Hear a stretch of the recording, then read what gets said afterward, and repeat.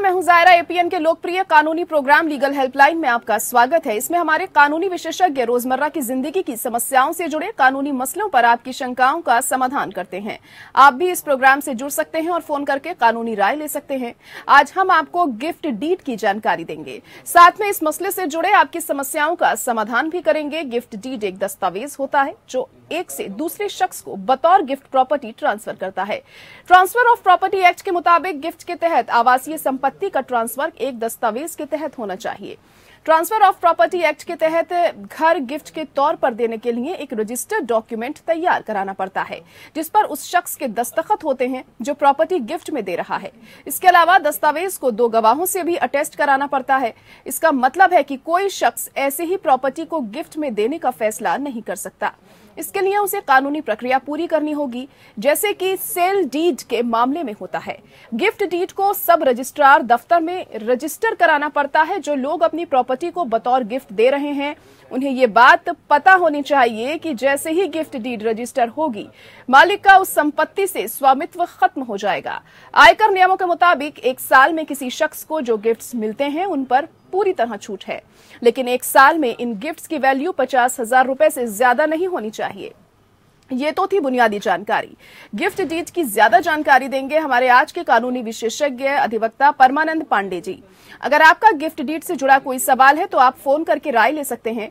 अगर आपका कोई सवाल है तो आप हमसे जान सकते हैं, हम आपको उसका समाधान बताएंगे। हमारे अधिवक्ता जुड़ेंगे अभी हमारे साथ, और हमारा फोन नंबर है 0120-612-7937।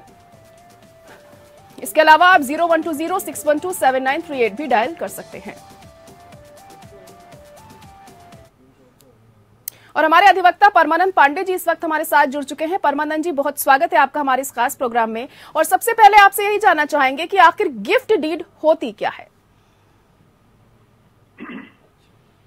गिफ्ट डीड किसी व्यक्ति के मन में अगर कोई सम्मान है, आदर भाव है, वो बहुत निकट का व्यक्ति है, जिसको वो चाहता है कि मुझे इस व्यक्ति को कोई चीज उपहार में देनी चाहिए, गिफ्ट में देनी चाहिए। वह एक व्यक्ति दूसरे व्यक्ति को गिफ्ट में दे सकता है कोई भी चीज। गिफ्ट 2 तरह के हैं, एक अचल संपत्ति का और एक चल संपत्ति का। चल संपत्ति का भी आप गिफ्ट दे सकते हैं अपने किसी करीबी व्यक्ति को जिसके प्रति आपका कोई लगाव। और अचल संपत्ति का भी गिफ्ट होता है, जिसको आप देना चाहते हैं तो आप दे सकते हैं।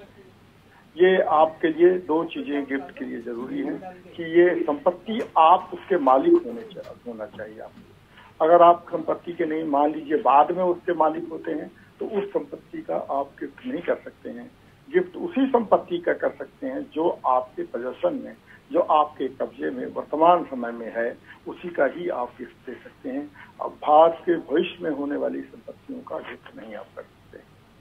ये क्लियर बात है, इसमें बहुत साफ बात है जी। तो प्रॉपर्टी के लिए अगर गिफ्ट डीड बनानी है तो वो कैसे बनाई जानी चाहिए? प्रॉपर्टी के लिए गिफ्ट डीड बनाने के लिए कोई बहुत ज्यादा जरूरी ऐसी चीज नहीं है कि बड़ा कठिन कार्य है। ये गिफ्ट डीड बनाने के लिए आपको अपना पासपोर्ट साइज फोटो होना चाहिए, 2 गवाह होने चाहिए, आपके 2 गवाह होने चाहिए, और डोनी और डोनर, जो आदमी गिफ्ट देता है उसको डोनर बोलते हैं और जो व्यक्ति गिफ्ट लेता है उसको डोनी बोलते हैं। दोनों का साथ रहना जरूरी होता है, और रजिस्ट्रार के यहाँ जाकर के आपको इसका रजिस्ट्रेशन कराना पड़ता है। जब तक वो रजिस्ट्रेशन नहीं हुआ है किसी गिफ्ट का, तब तक उस गिफ्ट की कोई वैल्यू नहीं है, कोई कीमत नहीं है। इसलिए रजिस्ट्रेशन कराना इसका अत्यावश्यक है। जी जी। तो क्या आप गिफ्ट डीड को चुनौती भी दे सकते हैं? क्या ऐसा भी कुछ प्रावधान है? देखिए, आपने भी अपने प्रस्तावना में इस बात को कहा था, और जो कि बात सही है कि गिफ्ट एक बार आपने दे दिया है तो गिफ्ट पर फिर आपका अधिकार खत्म हो जाता है। फिर आप उसको चुनौती बहुत कठिन परिस्थितियों में ही दी जा सकती है, वैसे तो गिफ्ट की चुनौती नहीं दी जाती। जी जी। लेकिन बॉम्बे हाई कोर्ट का अभी एक हाल का फैसला आया है कि गिफ्ट दिया, कुछ बूढ़े पत्नी ने, उन्होंने गिफ्ट दिया, और गिफ्ट के बाद उनको ये उम्मीद थी कि वो हमारी सेवा करेंगे, लेकिन वो हमारी सेवा नहीं कर रहे हैं। इस नाते उन्होंने चुनौती दी बॉम्बे हाई कोर्ट में, और उनके रिट याचिका दायर की, और याचिका में बॉम्बे हाई कोर्ट ने कहा कि नहीं, अगर वो ऐसी परिस्थिति आ जाए, ऐसी विषम और विकट परिस्थिति उत्पन्न हो जाती है, तो गिफ्ट डीड को न केवल चुनौती दी जा सकती है बल्कि उसको रद्द भी किया जा सकता है सामान्य तौर पर। ऐसा यह, लेकिन ये बहुत ही विकट और विषम परिस्थितियों में, rarest of the rare cases में ऐसा हो सकता है। अन्यथा एक बार गिफ्ट डीड बना दी गई और गिफ्ट कर दी गई तो गिफ्ट देने के बाद आपका उस पर से अधिकार खत्म हो जाता है। जो जिसको गिफ्ट मिली है आप उसको चैलेंज नहीं कर सकते हैं, आप उसको रद्द नहीं कर सकते। जी जी, परमानंद जी, गिफ्ट डीड जो होती है वो कौन दे सकता है और किसे दी जा सकती है? और गिफ्ट डीड किसी को भी दी जा सकती है, लेकिन सामान्य तौर पर गिफ्ट लोग करते हैं अपने ब्लड रिलेशन में ही, अपने करीबी लोगों को ही गिफ्ट करते हैं। और गिफ्ट बनाने का यह है कि जब आप उसको बना के देते हैं किसी व्यक्ति को, तो आप ये मान के चलते हैं कि वह व्यक्ति आपके प्रति ये ध्यान रखेगा कि हमारे पास ये संपत्ति है, तभी हम उसको गिफ्ट कर सकते हैं। एक चीज और इसमें हमको ध्यान में रखनी होगी कि गिफ्ट के में कोई कंसिडरेशन नहीं होता है। जैसे आप ये मान के चलें कि हमको इतना पैसा हर महीने मिलता रहेगा, आपको हम ये प्रॉपर्टी गिफ्ट कर दे रहे हैं, नहीं, ये कतई नहीं। बिना शर्त होते है गिफ्ट में किसी भी तरह की कोई शर्त नहीं लगाई जा सकती है। अगर उसमें कोई शर्त लगा दी गई तो वो गिफ्ट अपने आप में नल एंड वायड है, वो रद्द है, वो वही शुरू में ही खत्म हो चुकी है। क्योंकि गिफ्ट देते समय आपको ये ध्यान रखना पड़ता है कि हम इस गिफ्ट को कहीं इस पर कोई शर्त नहीं लगा रहे हैं, ये बिना शर्त होता है, अनकंडीशनल है, इस पर कोई कंडीशन इम्पोज नहीं की जा सकती। जो ही कंडीशन इम्पोज कर दी गई त्यों ही वो गिफ्ट डीड खत्म हो जाती है। जी जी। लेकिन गिफ्ट डीड में तो एक शर्त की बात, दूसरी ये है कि गिफ्ट जो आप करने जा रहे हैं वो आपके अधिकार में होना चाहिए, वो आपके कब्जे में होना चाहिए। अगर चीज को कब्जे में नहीं है तो आप उसका गिफ्ट क्या करें? यही गिफ्ट डीड में ये दो चीजें बहुत महत्वपूर्ण है। जी, तो इनकम टैक्स भी लगता है क्या गिफ्ट डीड जब आप देते हैं किसी को? तो इनकम टैक्स शुरू में तो नहीं लगता इनकम टैक्स, लेकिन दूसरी साल अगर उससे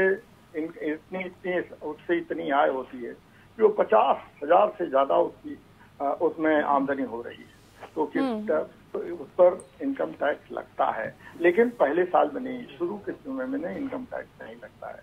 एक साल तक आप उससे पूरी तरह से सुरक्षित हैं, कोई पर इनकम टैक्स नहीं लगेगा। लेकिन दूसरे वर्ष से अगर उस पर उतनी आमदनी होती है और वो आमदनी 50,000 रुपए से वर्तमान में, बाद में कोई बढ़ा दी जाए या घटा दी जाए वो हम नहीं कहते, लेकिन वर्तमान में अगर आपको 50,000 से ज्यादा आमदनी होती है उस गिफ्ट से, तो आपको उस पर इनकम टैक्स देना पड़ेगा। जी परमानंद जी, जैसे कि आपने पहले बताया था कि गिफ्ट डीड को चैलेंज नहीं किया जा सकता है, लेकिन क्या कोई भी प्रॉपर्टी जो गिफ्ट डीड की गई हो उसे वापस ले सकते हैं? ये भी एक जो आप सवाल पूछ रहे हैं, ये बहुत समीचीन सवाल है, बड़ा उचित है। सच बात यह है कि जो गिफ्ट आपने दे दिया उस गिफ्ट को आप वापस नहीं, क्योंकि गिफ्ट हमने दिया है ना। जी। कोई किसी को आपने कोई चीज का गिफ्ट दिया है, इसका अर्थ ही होता है कि हमने इस चीज को आपको गिफ्ट दे दिया, या किसी भी व्यक्ति को किसी व्यक्ति ने गिफ्ट दे दिया तो उसको वापस कैसे ले सकते हैं? वापस उसको लेने का प्रावधान नहीं है। लेकिन विषम परिस्थितियों में, जैसा कि वो बॉम्बे हाई कोर्ट ने एक मामले में कहा कि बहुत ऐसी विषम परिस्थिति आ गई है कि वो मान के चलते हैं कि नहीं, हमारे साथ हमारा कोई सेवा करने वाला नहीं है, हमारा कोई देखभाल करने वाला नहीं है। ऐसी स्थिति में हमने वे प्रॉपर्टी गिफ्ट कर दिया है। एक बेसिक अंडरस्टैंडिंग थी, ना हमने कोई पैसा लिया ना कुछ लिया है, ना हमको पैसा मिलने वाला है, लेकिन एक बेसिक अंडरस्टैंडिंग थी, ये समझ थी को हमारा ध्यान रखेंगे। लेकिन वो ढंग का कुछ नहीं हो रहा है तो आप उसको चैलेंज कर सकते हैं, लेकिन वह rarest of the rare cases में ऐसे नहीं कर सकते कि चले जाएं और तुरंत आप उसको चैलेंज कर दें। वापस भी नहीं ले सकते हैं एक बार, क्योंकि आपके हाथ से निकल गई, गिफ्ट डीड बन गया, तो वो गिफ्ट डीड के आप वापस नहीं ले सकते हैं क्योंकि आपने दे दिया है। जी जी, तो अगर आप प्रॉपर्टी गिफ्ट में दे रहे हैं तो क्या डीड रजिस्टर्ड कराना जरूरी होता है ऐसे में?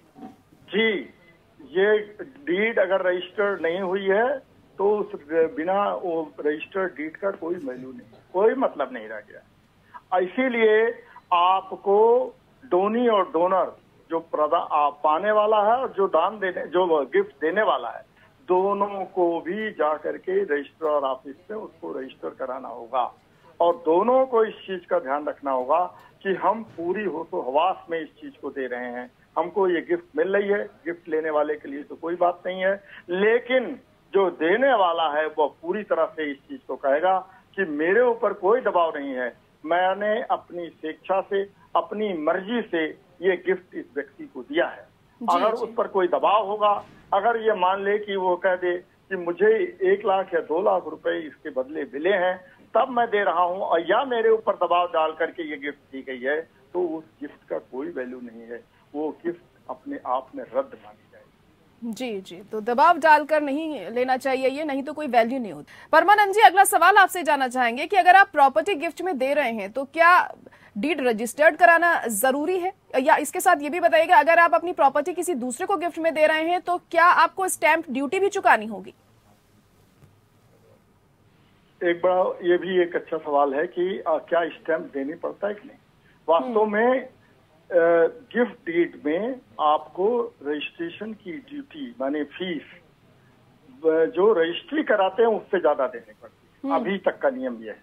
कारण उसका यह है कि रजिस्ट्री कराते समय आपको कंसिडरेशन करना पड़ता है, माने देना पड़ता है, कुछ लेना देना पड़ता है। जब मान लीजिए हमने कोई बैनामा लिखवाया है या कुछ रजिस्ट्री कराई है तो उसमें हमको कुछ एक सर्टेन अमाउंट दे करके तब हम रजिस्ट्री कराते हैं। यहाँ गिफ्ट में ऐसा होता है कि हमको एक पैसा भी नहीं देना पड़ता है जो व्यक्ति हमको गिफ्ट दे रहा है। इसी नाते इस चीज का ध्यान रखा जाता है कि उसको रजिस्ट्रेशन कराने के लिए अभी तो कई राज्यों में ऐसा है कि 10% उसकी जो वैल्यूएशन है जो प्रॉपर्टी का, वो उसका 10% आपको देना पड़ेगा स्टैंप ड्यूटी। लेकिन बहुत सारे राज्यों में ऐसा भी है कि उसको उन्होंने कम कर दिया है। बहुत सारे राज्यों में ऐसा किया है कि नहीं, उस पर गिफ्ट हम उस पर टैक्स नहीं लगाएंगे। ये राज्य का विषय है। इस नाते कई राज्यों में ये जंग का है, लेकिन कुछ राज्यों में ऐसा है कि वो गिफ्ट डीड पर 10% लेते हैं। और ये भी है कि बैनामा कराते समय, रजिस्ट्री कराते समय संपत्ति का, वहां पर 7 या 8% ही स्टैंप ड्यूटी लगती है। तो इस नाते ये क्लियर होना चाहिए कि रजिस्ट्रेशन कराते समय इस पर स्टैंप ड्यूटी देनी पड़ती है। ये कई राज्यों में भिन्न भिन्न है कि कहीं पर कम, कहीं पर अधिक, लेकिन देनी पड़ती है स्टैंप ड्यूटी निश्चित रूप। जी जी जी। तो गिफ्ट के मामले में क्योंकि संपत्ति के बदले में कोई पैसा नहीं लिया गया है, तो क्या प्रॉपर्टी को वास्तव में स्टैंप शुल्क का भुगतान करना चाहिए?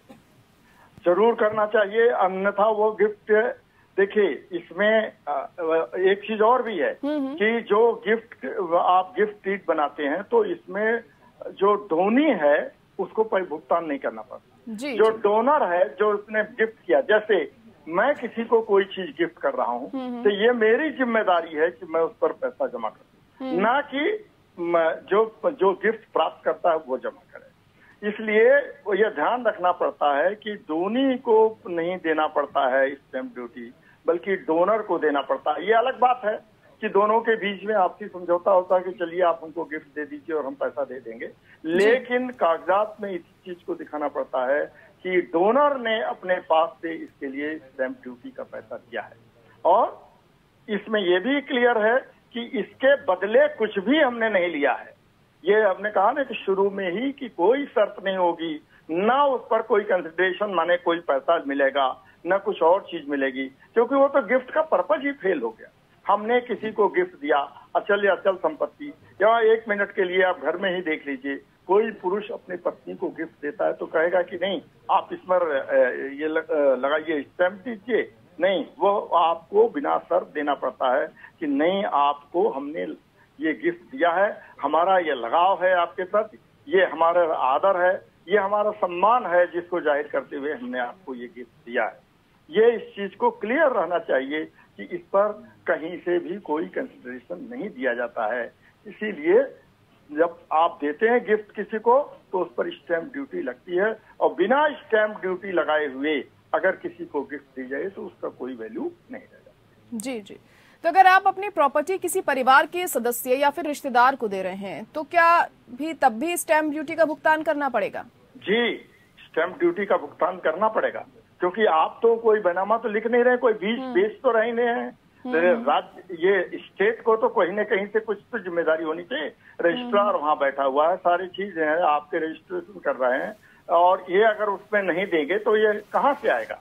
इसलिए यह राज्य का दायित्व होता है कि किसी भी व्यक्ति ने कोई भी अगर चीज ये किया है, गिफ्ट किया है, तो उस पर टैक्स ले, स्टैंप ड्यूटी ले। टैक्स मतलब टैक्स का अर्थ उस सेंस में न ले, टैक्स नहीं बल्कि स्टैंप ड्यूटी के बहाने उससे पैसा लिया जाए। और वो पैसा कितना लिया जाएगा, जो वहां का जैसे सर्किल रेट है जो दिया गया है, 10 बीघे जमीन ले लिया, 10 एकड़ जमीन ले लिया, उस जमीन का जो वैल्यू वहां पर है, उस वैल्यू के हिसाब से कई राज्यों में जैसे उत्तर प्रदेश बिहार में यह है कि 10% आपको देना पड़ेगा। अगर संपत्ति वो 1 लाख रुपए की है तो 10,000 रुपए उस पर स्टैंप ड्यूटी देनी पड़ेगी। अगर वो संपत्ति 50,000 रुपए की है तो 5,000 देने पड़ेगी। ये स्थिति है, आज भी है और हर राज्य में है, लेकिन ये कमोबेश कई राज्यों में छूट बहुत है, कई राज्यों में छूट नहीं है। जी जी, तो गिफ्ट तुरंत लागू हो जाता है, मालिक का उस संपत्ति से स्वामित्व एकदम खत्म हो जाता है क्या? एकदम ठीक कहा है आपने। जो ही हमने गिफ्ट दिया और जो ही हमने रजिस्ट्रेशन करा लिया, जो ही ये आपके सामने आ गया गिफ्ट का पेपर, आपके उपहार पत्र जिसको कहते हैं, जो ही आपका गिफ्ट डीड आपके हाथ में आ गया, वो जो व्यक्ति गिफ्ट दे रहा है उसका अधिकार उस पर से तुरंत खत्म हो जाता है। वो जिसको गिफ्ट दिया गया वो व्यक्ति उसका अधिकारी हो जाता है। ये उसका अधिकार जिसने गिफ्ट दिया है वो उसने अपने अधिकार को खो दिया है कि फिर से उसको वो कुछ ले सके, क्योंकि हमने गिफ्ट दिया है, गिफ्ट उसके हाथ में दे दिया है, और तो और हमने उसके लिए स्टैंप ड्यूटी भी दी है। तो आपका हमारा अधिकार या किसी भी व्यक्ति का अधिकार जिसने उसको दिया है, जो डोनर है, उसका अधिकार खत्म हो जाता है तुरंत का तुरंत। जो ही वो गिफ्ट रजिस्टर हो गई, जो ही उसका अधिकार खत्म हो गया डोनर का, और वो अधिकार डोनी के क्षेत्र में है। जी जी, तो भारतीय कानून के तहत गैर रिश्तेदारों के बीच गिफ्ट को कानूनी नहीं माना जाता है, इसके बारे में बताइए। ऐसा है कि गिफ्ट तो आपकी स्थिति आ गई है कि रिश्तेदारों के बीच में वैसे तो सामान्य तौर पर यह माना जाता है कि ब्लड रिलेशनशिप कोई न कोई कहीं न कहीं से रिश्तेदारी होनी चाहिए, लेकिन कई ऐसे मुकदमे आए भी हैं कि मान लीजिए वो उसके कोई रिश्तेदार बहुत करीब का नहीं है जिसको वो नहीं देना चाहता है, तो वह दूर के व्यक्ति को भी दे सकता है, गिफ्ट वो दे दिया जा सकता है। लेकिन सामान्य तौर पर यही माना जाता है कि वो गिफ्ट केवल अपने ब्लड रिलेशनशिप में या आपके करीबी रिश्तेदार होंगे उन्हीं के बीच में हम दे सकते हैं, और ये बात क्लियर होनी चाहिए। और एक चीज और खास होनी इसमें मालूम है कि वह गिफ्ट दोनों व्यक्तियों का जीवित रहना जरूरी है। ऐसा नहीं है कि कोई आदमी नहीं है और आपने उसको दे दिया। इसी नाते ये भी है कि गिफ्ट को आप एक माइनर को भी दे सकते हैं, जो व्यक्ति माइनर हो, कम से अल्पवयस्क हो, कम उम्र का हो, लेकिन फिर भी आप उसको गिफ्ट दे सकते हैं। उसके गिफ्ट देने में कोई मनाही नहीं है। यही एक उसमें जरूरी चीज है कि दोनों ही जीवित हों, और जीवित रहने के साथ साथ जो उसका डोनर है, डोनर के कब्जे में वो पूरी संपत्ति होनी चाहिए। जी जी, परमानंद जी, एक सवाल ये बताइए कि गिफ्ट डीड और सेल डीड में फर्क क्या होता है? हाँ, गिफ्ट डीड और सेल डीड में मेन चीज तो यही है कि गिफ्ट डीड तो एक तरह का उपहार है ना, और सेल डीड का मतलब यह है कि हमने संपत्ति को बेचा है। सेल डीड और गिफ्ट डीड में यही फर्क है कि गिफ्ट एक तरह का किसी को उपहार दिया जाता है, और सेल डीड में हम किसी को संपत्ति बेचते हैं। सेल डीड में कंसीडरेशन जरूरी है। सेल डीड आप किसी के लिए करते हैं, जैसे मैंने अपनी जमीन बेचा, अपना घर बेचा, अपनी कोई चीज बेची, तो बिना कुछ लिए, हम बिना कुछ लाभ प्राप्त किए हुए हम उस संपत्ति को नहीं बेच सकते। लेकिन डोनेट करने के लिए हमको, जब हम डोनर बन जाते हैं और हम गिफ्ट में किसी चीज को देते हैं, तो उसके लिए कंसिडरेशन नहीं मिलता है, हमको उसकी संपत्ति का मूल्य नहीं मिलता है। कोई उसमें यह शर्त नहीं होती है कि आप कुछ भी उससे नहीं लेंगे। तो सेल डीड और गिफ्ट डीड में मेन अंतर यही हुआ कि सेल डीड में जहां तक उसके संपत्ति का मूल्य मिलता है, वो आपके दोनों के बीच की बात होती है कि कितना मूल्य लेते हैं, कितना नहीं लेते हैं। लेकिन गिफ्ट डीड में कोई भी आपको आमदनी नहीं होती है, कोई चीज नहीं मिलती है। गिफ्ट जो है हमने किसी व्यक्ति के प्रति लगाव, सम्मान, आदर के साथ उसको दिया है, इसी नाते इस पर कुछ हमको नहीं मिलता। यही दोनों में खास है। चलिए ठीक है, बहुत शुक्रिया परमानंद जी हमारे साथ जुड़ने के लिए। बहुत अहम जानकारी आपने दी हमारे दर्शकों को गिफ्ट डीड से जुड़ी हुई, और हमें उम्मीद है कि हमारे दर्शकों को काफी फायदा पहुंचा होगा इस जानकारी से जो आपने उन्हें दी। और इसी के साथ लीगल हेल्पलाइन में आज के लिए इतना ही। मुझे दीजिए इजाजत, नमस्कार।